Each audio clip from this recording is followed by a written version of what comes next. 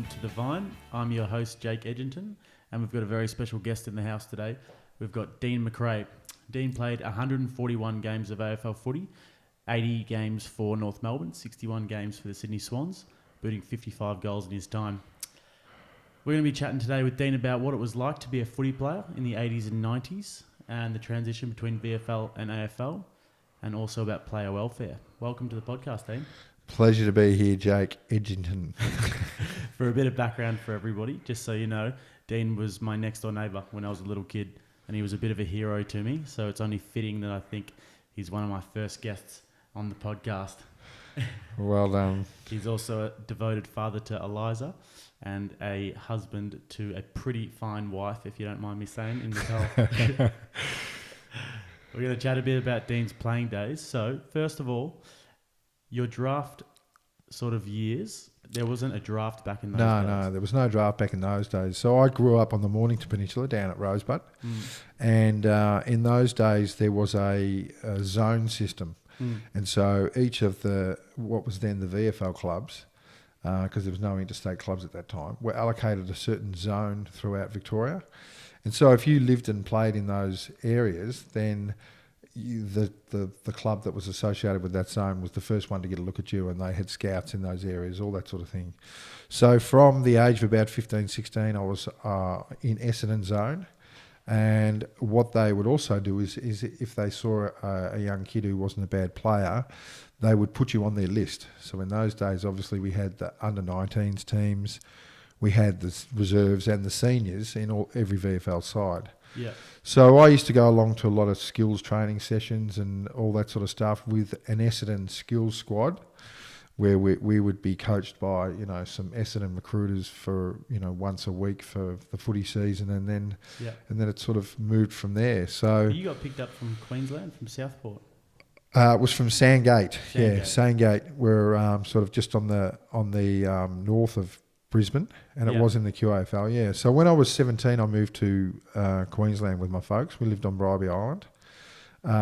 And so I think Essendon were keen to keep me there to play in the under-19s, but Dad said, no, we'll head up to Brisbane. And so I played a season in the QAFL there when I was 17, doing year 12. And my coach at the time, a fellow by the name of John Blair, was friends with Greg Miller, who was the then recruiting manager at North, and said, come and have a look at this kid. And they did, and they were pretty keen. So that's how I ended up back at North Melbourne. Nice. So then you got picked up by North Melbourne from Sandgate. Yep. What was it like in your first few days at the club as an 18-year-old fella? I think in those days, were they sort of very inclusive? Did they get around you a lot? Or? Oh, we were lucky because the time frame that I went there, I mean, I was 18 years of age, and there was probably another 8 to 10 guys who were exactly the same age. So when we first moved to Melbourne, and there were guys from, 2 or 3 guys from Canberra, one or two from Perth, there was one from Tassie, myself from Queensland. We all got put up in clubhouses in Moonee Ponds. So we had 2 little old terrace houses next to one another. There was 3 boys in each. We had ladies come around and drop off food and come and pick up our washing, and so it was good. It was really good, and we all became quite close. In fact, I was listening to Sean Smith talking footy with what's his name, buddy? I'm not sure. On the couch with Mike Shan. Okay, yeah. So Sean Smith was talking to Mike Shan about Sean Smith's son, Joel Smith. He's playing at the D's now. That's He's a good correct. mate of mine from Arabidon. Yeah. Well, Sean was talking about when we all first moved into these clubhouses in Moonee Ponds. We used to go down to Queen's Park in Moonee Ponds and have specky contests. So we'd have 2 or 3 blokes up at each end. And there was, Sean and myself and Brett Allison and another guy called Mark Hepburn and Johnny McCarthy, who was a guy from Tasmania. And of course, the one of the blokes down the other end would kick it, and the guys at the other end would be, one would be designated step ladder, and then the other boys would be taking hangs off his back. Well, 2 of those boys, Brett Allison and Sean Smith, both took Mark of the Year. And I don't think they shared any of that prize with me for being their pretend stepladder for that many years, teach them how to do speckies. But So it was a great environment for us. Yeah. 17, 18 years of age, and who were the superstars when you got there? Who were the guys that you walked into the club and were a little bit in awe of? Yeah. Well, I loved Shimmer. Shimmer was still playing, Wayne Schimmelbusch, and of course we had the Cracker brothers then too, and they were fantastic fellas. Yeah. And obviously very, very talented footballers. Matty Larkin was our coach, and he was our captain, and he was a pretty quiet fella at that stage, but a magnificent footballer. So there was a few there, and obviously it was the era in that sort of mid to late 80s where, you had the Kernahans at Carlton, and you had the, Johnny Plattons and Dermot Breretons and all of those sort of guys. What was it like playing against that Hawthorn side? Well, they were fantastic in that mid and late 80s, and of course the Essendon team won 84, 85. I mean, I'm no. Were you just after Lethal Lee Matthews? Yeah. Well, after although I know I played a couple of games on Michael Tuck. Yeah. And he that would have been when he was close to, 38 or something like that. So that was sort of a real interesting experience, and not one that many people get these days. Yeah. So you got into the system. What did it take to get into the ones back in those days?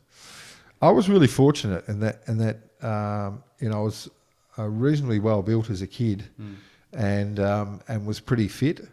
And so when I first went to North Melbourne, I think Brett Allison and myself both cracked our first senior game about 3 rounds in at age 18. And I think I got injured in the first 10 minutes, so I had a few games away, and then managed to break back in about, I don't know, maybe 4 weeks later, and played about 12 games in my first year. So I was pretty dedicated back in those days too. Not to say that I wasn't through my whole career, but living on Bribie Island, it was very easy to train. It was nice and warm. We had a motel at the time. I had a swimming pool, so it was like get up at 4 out of bed because it's bright light. Yeah. Put on a pair of footy shorts, go for a run for half an hour, come back, have a swim, and then have some breakfast and off to school. So it was a good life there for a couple of years, and that led to the ability to keep fit and maintain a physique and then play footy at an early age, which I was really pretty lucky to do in that era. Midfield, swinging half forward. I don't know about swinging, but utility. What was your favourite position? Everybody loves to play up forward. I mean, who doesn't like to play up forward, kick a goal? I did like running. At local footy, I did like to run on the ball as well. Yeah. And so I went to North as a changing half forward on baller, and finished up playing a lot of games half back and on the wing.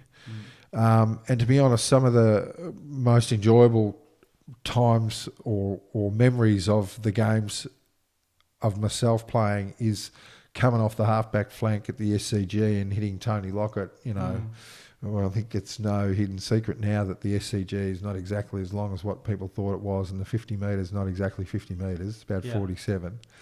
So you could sort of come off the half-back flank almost just outside the 50-metre arc and hit Plugger on the 50-metre arc at the forward end. You set him up for a few goals? I think he owes me a couple, yes. What was it like playing with Plugger? He seems like a bit of a reserved bloke. Very, very reserved, very quiet, lovely bloke, but probably one of the blokes that I would say had the best case of white line fever I've seen playing footy. He was a very, very strong competitor. In fact, he's unbeatable. If he got in front of you on a lead, there was no way known anyone could outmark him or even get near the ball. And that's why he used to make you look so good on a lead, because you could kick it from anywhere and you just kick it out in front of him, and he was unbeatable to get there. But no, he was a lovely bloke, and as you say, very, very quiet. But when he got on the field, he seriously was that strong a competitor that if you got in front of him, he just runs straight over the top of you. Do you think that's what made a difference with him to make him the best goal kicker of all time? Oh no, he was immensely talented. He could kick the ball a bloody mile, and he practiced his craft. If you gave him 15 shots at goal, he'd kick 13. easily. And he was very, very good at it. He took his time, he concentrated. By the time he went to Sydney, he'd played a lot of football. Yeah.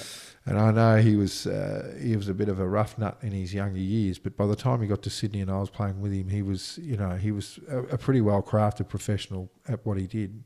Yeah, nowadays it gets talked about a lot about set shot kicking and the lack of, I guess, like the problem that the players are having at the moment with set shot kicking. And you get, and then you get a guy like Plugger who is just an absolute dead eye. What was the difference between him and a player these days? I think it would be just their mental approach, and I mean, do you think there's a level of scrutiny is involved these days compared to? Oh, definitely, yeah, definitely. I mean, there are a number of players back in our day that also had reputations for being, chokers in front of goals, and the difference is, just your mental approach to your running, and it's like, tennis players and a serve, and it's like, basketball players and 3-point shots. You've got to practice your craft, and you've got to practice not only the physical experience of whatever it is, whether it's a kick or a mark or whatever, but also you've got to go through and practice the mental aspect of what you've got to do as well. When you look, you get back to the basics of goal kicking though, it's quite a wide target, and players can hit 50-metre targets, as in player to player, like that these days. Do you think it's the fact that the game has stopped still and that everybody's eyes are on you for that moment that makes it so much harder to kick a set shot than to hit? That's certainly part of it, but I think the fact that space between the goals is so much wider is what makes it so much harder to do. If you asked any one of those players outside of a game situation to pick a point between the two goalposts and hit it, they probably would. But in a game situation, they don't have the mental awareness to sit back and go, you know what, I'm just going to pick a spot between these posts and I'm going to hit it. Pick someone in the crowd. Yeah, exactly. And I don't think enough of them do that. And what amazes me in this day and age, and the amount of training and the amount of science and all that sort of stuff that's in it, that nobody has drummed into them, that all you need to do is pick a spot between those sticks and hit it. It's a bit weird, isn't it? Yeah, maybe they're focusing more on all of the other technicalities of goal kicking rather than the fundamental we sort of spot and hitting it. We had a bit of a chat earlier about the complexity of the game these days, and I've said to you the comment that I think they've completely overcomplicated a game that's not that difficult with different game plans. I think they have to have a game plan, whereas the reality is get the ball, score more than the other team, you win. Yeah. And that's pretty much it. How would you say it's really changed over the past 20, 30 years? Well, look, I can't watch footy today because you can have a guy running off a half-back flank, stop, turn around and kick it back to the bloke in the goal square. I mean, in my day, it was, I sound like an old man, but the number one goal was to get it from one end of the ground to the other end of the ground as quick as you could so you could score with it. Yep. And one of the advantages of moving it that quickly was that the backmen were caught slow, back-footed. And if you can move the ball quickly into a forward line that contains a Wayne Carey or a Tony Lockett, I mean, you're a fair chance to win that game. Yep. Whereas these days, the clubs and the teams don't seem to want to back the talent of the individual players down the field by just kicking it in the air and letting players compete one-on-one or two-on-one and just letting the superstars do what they do. They tend to, want to handle the ball as many times as they can from one end of the ground to the other. And you tend to see the big blokes like the Franklins and like Jack Rewaltz and Tom Hawkins, these guys that you'd love to have isolated in a one-on-one because they're just so bloody strong and they've got that real goal sense. You tend to see these guys outside of the 50 a lot. And then it's quite often that when the ball does come down there, they don't have that option there. Yeah. Do you think if they literally just kept their best players in the 20 metres out from goal? Well, I don't know. I think you've got to look at that on a case-by-case basis. Like I said, I don't watch a lot of footy, but the footy that I have watched, I've watched Buddy kick some amazing goals running from outside the 50, taking a couple of bounces and kicking one on his left foot. Just an amazing player. But you're right. I mean, if you could isolate him anywhere in that 50-metre arc with a footy and one player against him, I mean, you'd back him in just about every time, wouldn't you? Do you think it's a possibility though to go back to that sort of old school style of footy? How do you think a team would go if they reverted back to that old school style of footy in a game tomorrow? I think it would be really, really interesting to watch. You know, the old Pagans paddock at work again. Explain that for the young people who don't know Pagans Paddock. Well, when Pagans paddock came about when Wayne Carey was at his peak, and basically what they would do is as the ball came in past the defensive 50, if you like, and was moving through the centre, they would have all their players run out and clear the space directly in front of, between the goal square and the centre line for Wayne Carey to just run straight up the ground, because one-on-one he was pretty much unbeatable. And so they just created this big wide open space between the centre, the goal square and the centre of the ground that Wayne Carey could run into. Yeah, and that was Pagan's paddock, and it worked very, very well for them for 4 or 5 years. Yeah, well, that's interesting. And so you don't think that there'd be a scope to do that in the modern day? Oh, I think I'd love to see them try it for sure. Yeah. Yeah. Have you seen anything close to it, or is there anything that's really caught your attention? I don't really watch. Like I said, I don't really watch that much these days. Maybe I will if they start. Yeah, absolutely. And who is the best player you've ever played with, and why? Geordie DeGoey. He's the best player I've ever seen. It's a bit of a stitch up. Geordie's in the next room. I don't know. I've seen some really good players. I mean, for a number of different reasons. Wayne Carey, obviously, just a standout talent. I mean, one of the toughest players I've ever played with would have to be Jim Cracker. Toughness, not in the sense that he would hurt other people, but toughness in the sense that he could play with an excruciating pain. I don't know if any of the young people these days would even know who Jim Cracker was or is, but the famous footy family. Yes, the Cracker brothers used to play at North Melbourne. They were absolutely phenomenal when I first went there, and had a bit to do with Jim and played with him, and he was such a quiet, lovely fellow. But I've sort of sat next to him when he's taken boots off after a game, and he's just socked in blood because of blisters on his feet, or jumper scratched down the back in the middle because he'd had stops down the back and all that sort of stuff. And you just wouldn't notice it. Well, he wouldn't say. He wouldn't say it. anything. Yeah. He just kept playing, kept working hard. Yeah. And you mentioned Wayne Carey. Yeah, played obviously with Wayne in the early days. He hadn't hit his peak. And there were guys around that era as well, like your Glenn Archers and Anthony Stevens, he was a pretty tough bloke, Glenn Archer. Played with all those guys, and a lot of those guys were fantastic. A lot of people, it's very easy to single out Wayne Carey, but that whole team had some fantastic players in it. Yeah. Up in Sydney, played with Plugger and played with Paul Roos. Paul Roos, probably one of the loveliest blokes I met playing footy. Just a he seems like a lovely, really genuine, honest guy, and would always take the time out to see how you were going as a player, as well as being worried about how he was going. Yeah. So you'd say that the most memorable player that you played with was Cracker?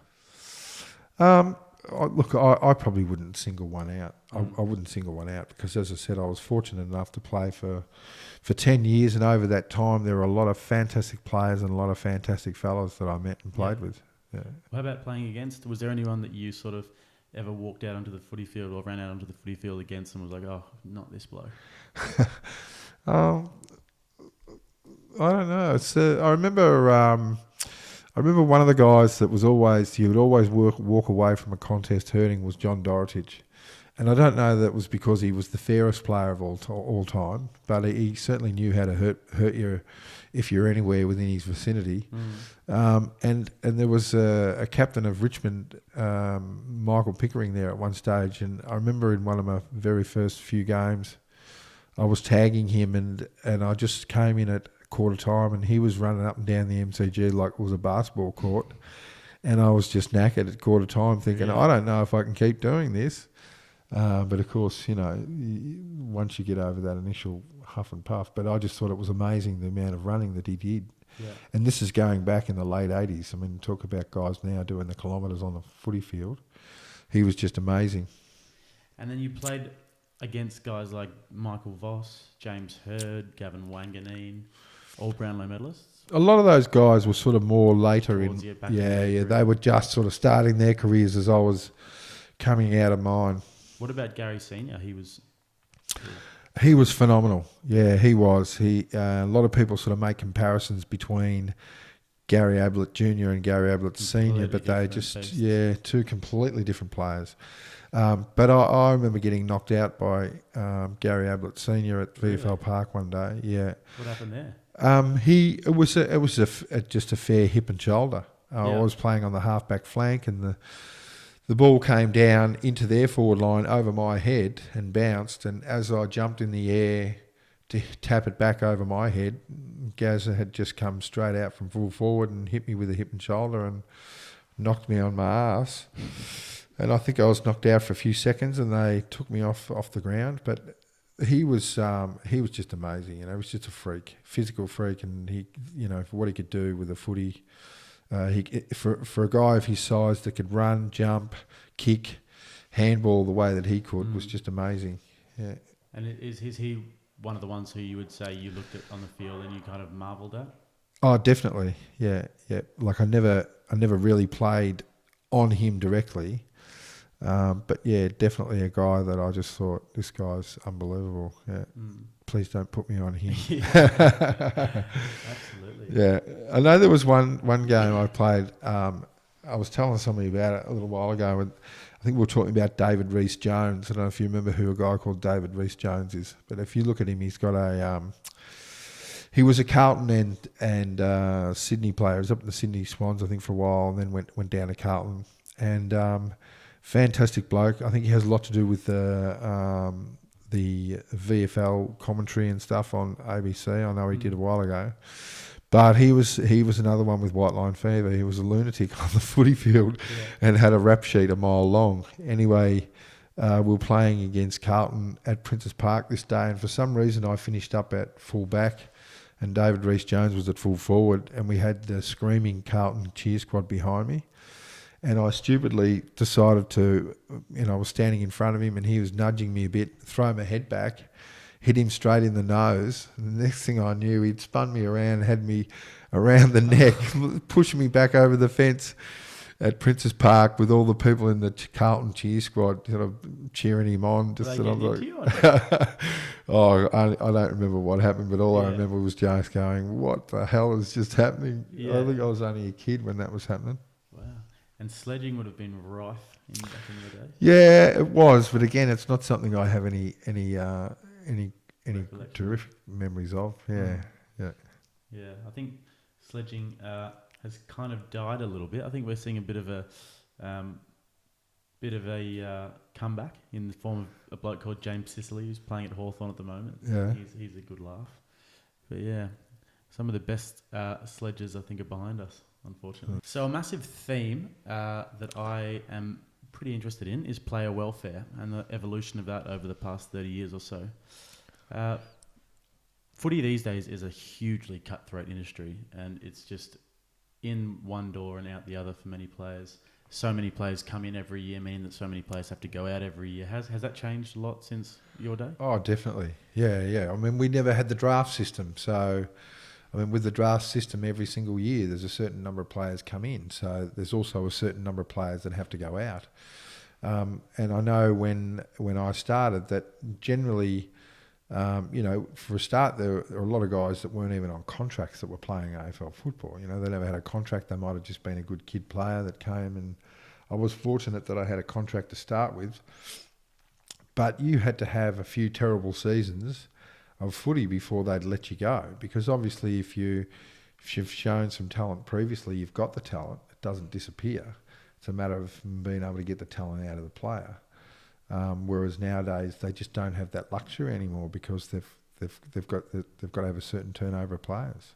So it's quite more cutthroat these days, you'd say? I think a lot more, yeah, and players moving around a hell of a lot more and all that sort of stuff. And I don't think it's such a bad thing, but I really would like to see a little less pressure on the moving on of players, because there's nothing to say that the player that's coming in is going to be better. That's the whole thing that pisses me off a little bit, is that when I played football, it was the best players that were playing every week. Yeah. At the moment, you could have the best player gone in 2 years because he just hasn't performed in 2 years. His talent may be far greater than somebody else that's playing at the moment. I guess they want to invest in the younger players as well. If you look at it in a business sense, a bloke who's 27, 28 is probably going to be taking up 300-400 salary. Yeah. As opposed to a bloke who's 18 who's going to be taking under 100k. Yeah, well, that depends. I mean, but when you look at that theory in itself, though, Jake, I mean, if you keep planning for the future, then how do you win a grand final today? Mm. Because a 30-year-old player who's played 300 games in a grand final is going to win the game for you a lot quicker than an 18-year-old that's had 5 games. But that 18-year-old might give you another 5-10 years. Who knows? But it's a matter of, and that's the balance, I guess, that each club has, is to try and find that balance between the old and the new, and not letting good talent go for the sake of young talent just because it's young. Yeah, if you look at a lot of rebuilds that are happening, being a Brisbane Lions supporter myself, we've been rebuilding, quote unquote, for the last 10 years since that 2003 flag, and it's pretty frustrating at times because all I've ever sort of had to hold on to as a Lions supporter is that we've got a good young list and that we're going to get better in the future, but haven't really seen too much of it. Like, because there are some good young players, but yeah, it's pretty frustrating. Yeah, well, you got to remember that Footscray had a period of the same situation, and Richmond had a hell of a long period of the same situation. St Kilda has had a long period of the same situation and probably missed their opportunity a couple of years ago to steal a flag. Yeah. So maybe that's a positive. Yeah, I do love a lot of the young players on our list. I think we've got some really good thing going on, but God, it would be nice to win a few more games though. To see us win a few more games. So player welfare back in your day, did they have pathways for you as a player as to where you're going to go outside of footy, after footy? Certainly not after footy. I mean, we didn't even know what we were going to do when we were playing footy, because you got to remember back in those days it was very much semi-professional. So whereas today it's fully professional and has been for some time, and players can't afford to have another job, so they've got to develop a pathway while they're playing, so that when they finish they've got something to do. Whereas pretty much every player that I played with and against in my era had a job outside of football. And in fact there was a rule when I was at North Melbourne, I think it was when Wayne Schimmelbusch took over, it was if you had no job, no game. So his philosophy, Shimmer's philosophy, was a lazy body, lazy mind, lazy body. So that's how far it's sort of come in the last sort of 25 odd years, is that, in those days it was like you wouldn't get a game if you didn't have a job, whereas today you can't afford to have a job while you're playing footy. And nor should you need one as far as an income's concerned. But there is that need to develop some sort of skill set while you're playing footy. Did you have a job while you played footy? I had lots of them. Yeah. I spent time at the old Newmarket Sale Yards working with a guy called Bobby Tormey there when I first went to North Melbourne. Yeah. He was a lovely Mad North supporter. And then I went back to uni and did a few years at psychology and psychophysiology at Swinburne. And then when I went to Sydney, I had probably a number of different jobs. Sold some pots for the boys at North Melbourne up there. Darren Crocker and Craig Scholl had an importing business, and we sold a few pots for them up there and set up. It's weird to think now about having a job when you're an AFL footy player. Yeah, full-time job. It's a strange thought, because there's no way that you'd be able to have a full-time job as an AFL. I mean, they have initiatives outside of footy, like they can do apprenticeships and study, and the clubs really push that these days. I think that's pretty different to how it was in your day, but I couldn't imagine an AFL footy player having a full-time job. Well, you couldn't, because most of their training sessions are done during the day. Yeah. So unless they're packing shelves at Woolies, I don't think there's much for them to do. So you guys always trained at the night? Yeah. We did some mornings. Most of the mornings, though, were before work hours. So if we were training in the morning, it'd be 6:30, and then blokes would be off to work. Yeah. Yeah. So in 1995, Yeah. you were averaging 18 disposals a game Yeah. for a while, and you were the fifth highest disposal getter at the Swans. And then in 1996, you played, I think, 5 games, 3. 3 games for the year, and then you didn't take any further part in the eventual grand final. That's where correct. You played against North, your old club. Yeah. What was that? What was that year like for you? Rodney Eade. Yeah. That's your answer, Rodney Eade. What happened? Well, I don't know. I mean, the Swans were playing reasonably poorly early in the year, and I was one of the players got dropped for a game. But by that stage, the Swans had come off, like a 37-game losing streak when Barassi was coaching, and they'd rebuilt, and so they had a magnificent list. Shannon Grants, Mickey O'Loughlin's, Jared Crouch's, and just to name a few. And these kids were coming on. There was no injuries, and so Rodney Eade had the luxury of a full list and decided he wasn't going to play me anymore. So did you not see eye to eye with Rocket as a person, or was it more of like a footballing sort of? In his footballing sense, you guys didn't see. Oh no, he would say it's a footballing thing. I mean, he told me I fumble the ball too much, which is an interesting thing to say to somebody who's been playing for 10 years and has played 140 games. I would have thought that somebody might have picked it up before then, but that was the reason he gave me. Yeah. So I don't think much of him as a person, to be honest. I don't.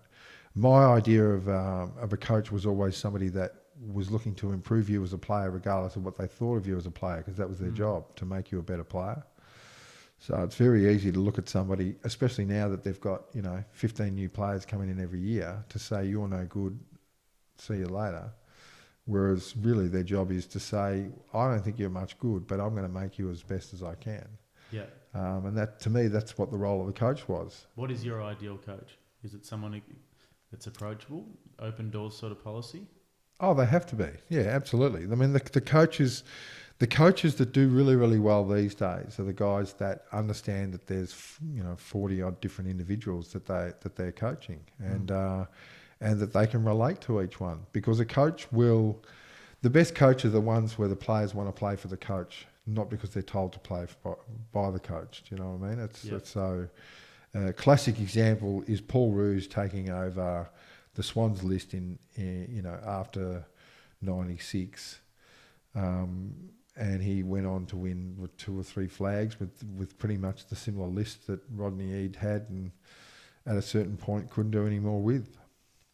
So you think that he's a pretty good coach then, Paul Roos? Yeah, very good coach and a fantastic bloke.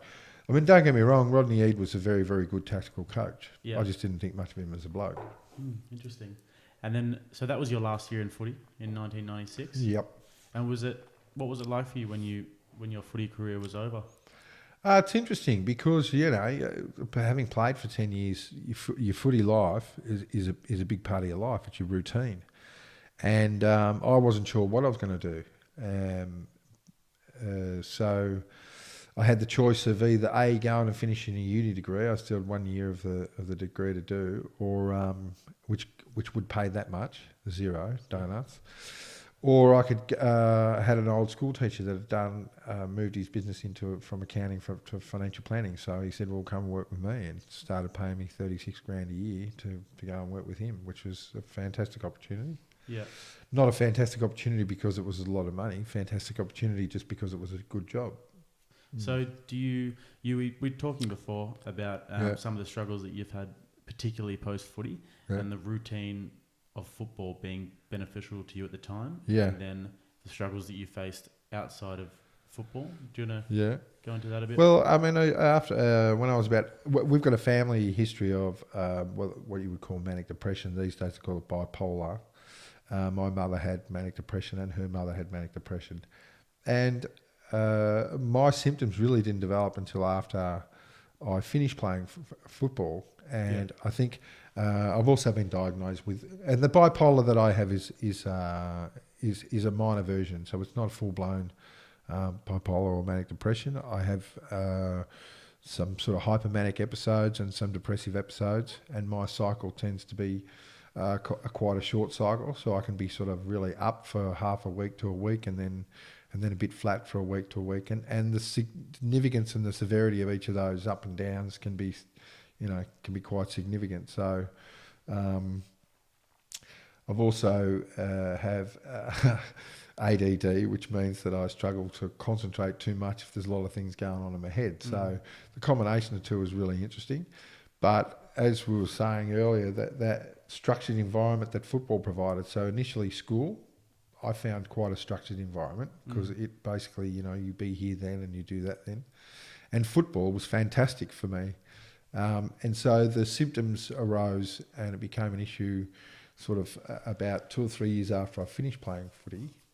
And it varied from year to year. I mean, when I've had certain jobs that have kept a fairly close routine, they've been really, really good. But, there have been times where things get a little bit chaotic because when you have a combination of bipolar and ADD, when you're up with bipolar, you have a lot of your thoughts racing, and for somebody with ADD, it's not that you can't concentrate at all; it's that you can't concentrate on one thing. Yeah. So when you've got 10 different things firing in the back of your head all the time, and a lot of creative things, and I want to do this, and I want to go there, and I want to do yes, I can do that.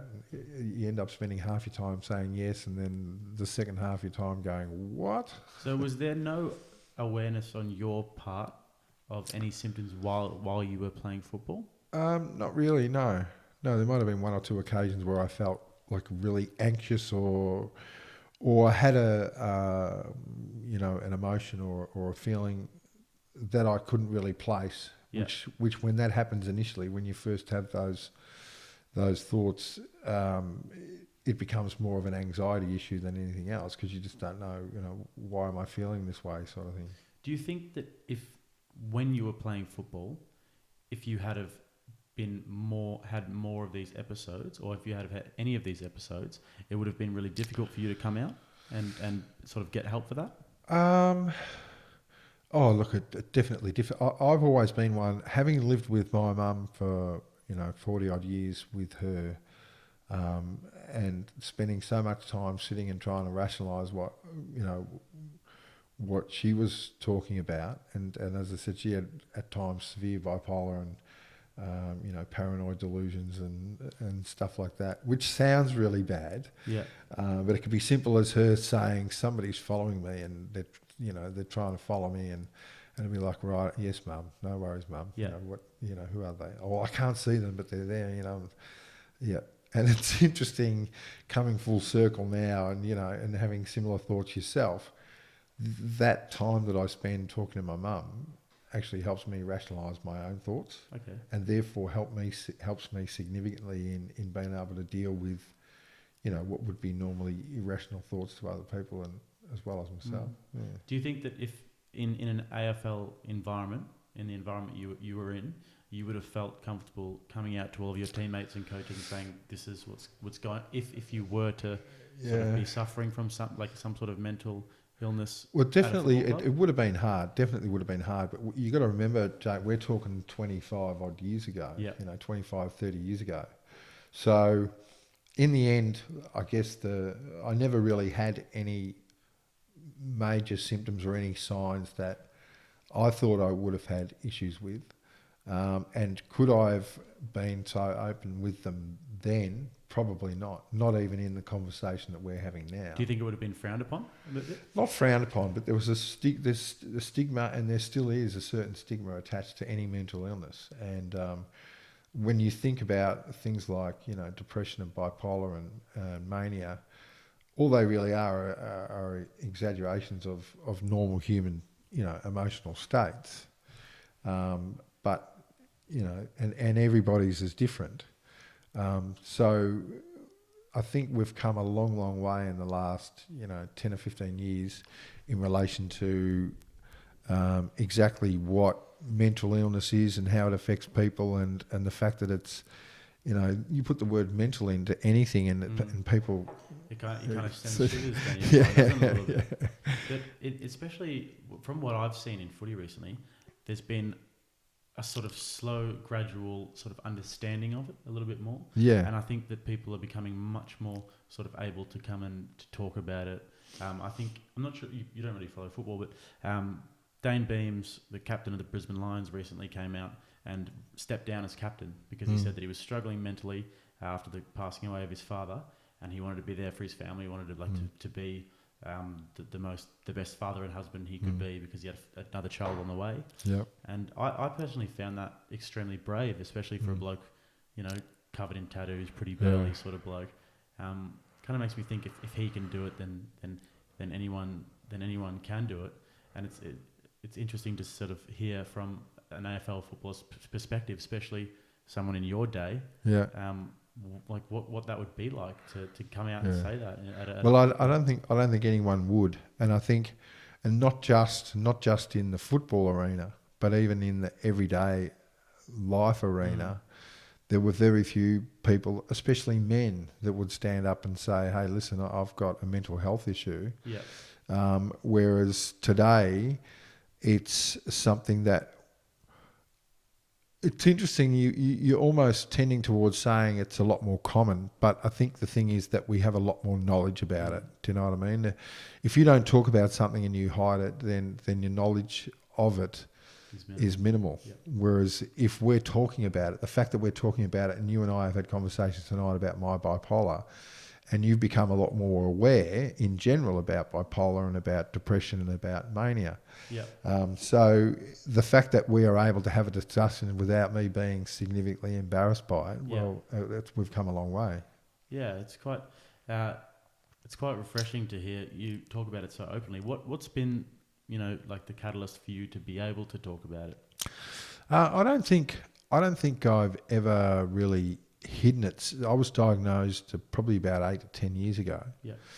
And as I said, I lived with mum with it for a while. I think the main reason I'm not fussed about talking about it is because it's easier just to talk about it than it is trying to think up excuses as to why I behave the way I behave sometimes. So it's much easier just to say, well, look, this is the truth, Yeah. I can't, I think I was joking earlier about, people saying to me that, Dean, you're not sitting down and just concentrating on the one thing. You've got too much going on. And I'm like, hello, it's ADD. That's what it is. Yeah.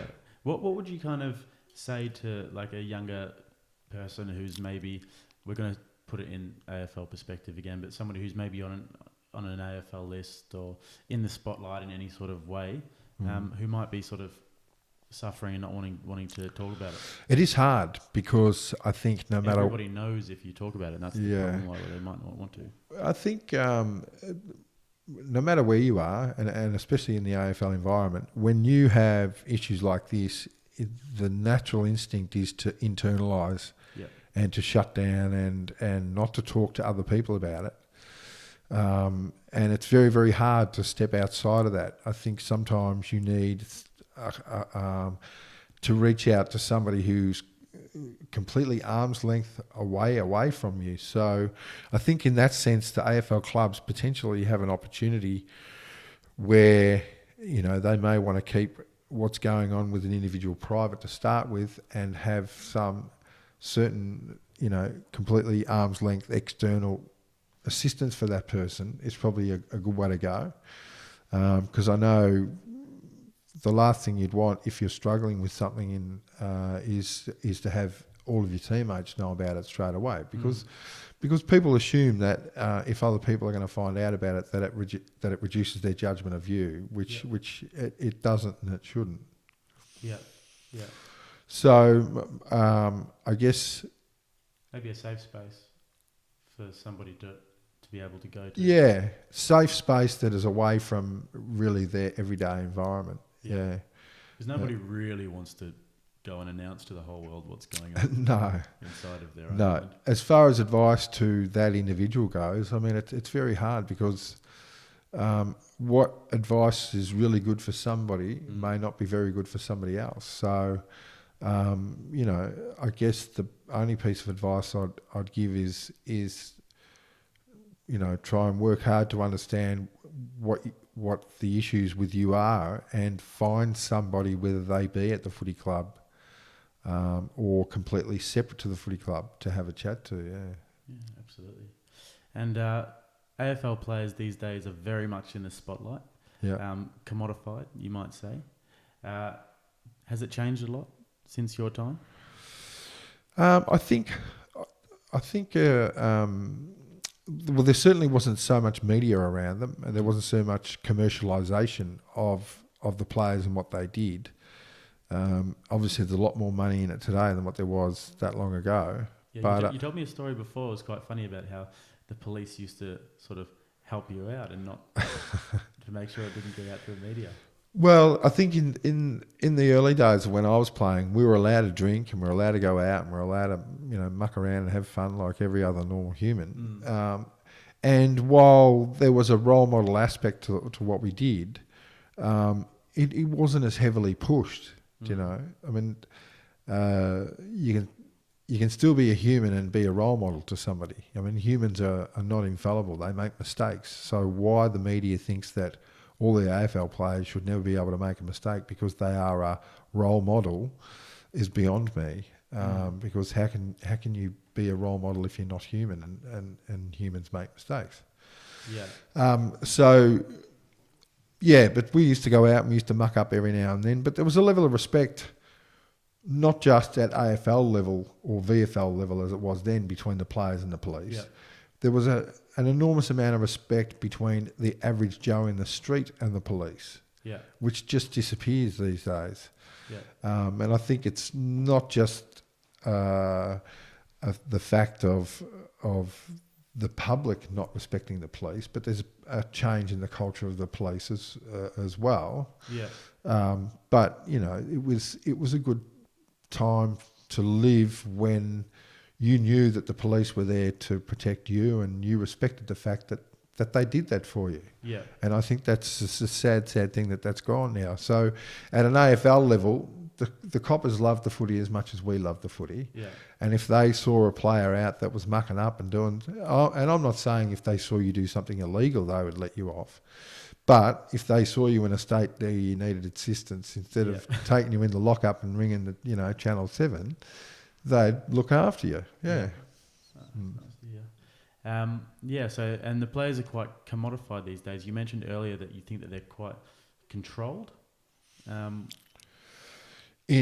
you wouldn't necessarily want to have that. Well, yeah. I mean, I think that what we were talking about was I've had a lot of people say to me since I finished playing, wouldn't you rather be playing today? You make lots of money. Yeah.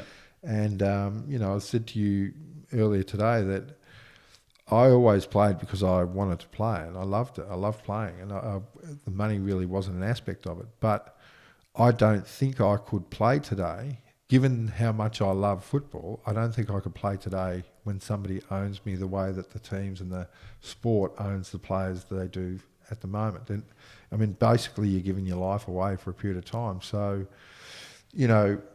I think when I was playing, there was a certain amount of respect that the community gave players because they were good at what they did. And there are times at the moment where AFL players earn so much, I think people in the community resent them for it. And so there's not that same level of mistake. And I think that's what develops this tall poppy syndrome where, if it's your favourite player that's kicking goals and winning games for you, you love him. But the moment he's not getting a kick and he's found pissing in his pants on the side of the street, bang, you're into him. Do you know what I mean? Yeah, absolutely. So it's interesting. I don't think I would like to be playing today, to be honest. Yeah, and you get a lot of sort of finger pointing at like AFL players as well, and it'd be quite difficult to actually step in their shoes as a normal member of the public and sort of understand why they might act the way they do sometimes. I think you're sort of referring to when we were having a chat earlier, and I'd mentioned I'd sort of caught up with Wayne Carey quite a few times, probably more after I'd finished my career, and go and have a beer with him somewhere and walk into a pub, and it was at his peak, and everybody in the whole pub would turn around just to see what he was doing, and want to get a photo or say hello, and people used to say to me, Wayne Carey's a bit up himself, he doesn't really, he walks around with his head in the air, and I just sort of thought to myself, well, you try walking into a pub and have everybody's head turn and look at you and see which way you look. Pretty much the only way you can look is up or down. Yeah. And a lot of people don't realise that he had to put up with a lot during his playing career. And I know he made some mistakes, but still, he had to deal with as much as he gave out. Yeah, absolutely. And he was a superstar player. He was, very good player. We could bring back the paddock. Anyways, Dino, it's coming on to 50 minutes. I don't want to keep you much longer. You've got to drive all the way back to Dramana tonight. So thank you so much for coming on the podcast. My pleasure. Really appreciate it. Just before we go, I'm going to give a shout out to my favourite band at the moment who allowed me to use their music for the introduction royalty free, and that's Diet. Find their link in the description, DIET full stop. And my graphic designer, Isaac Hood, his email is in the description. If anyone asks, guys, you heard it on The Vine. See you later.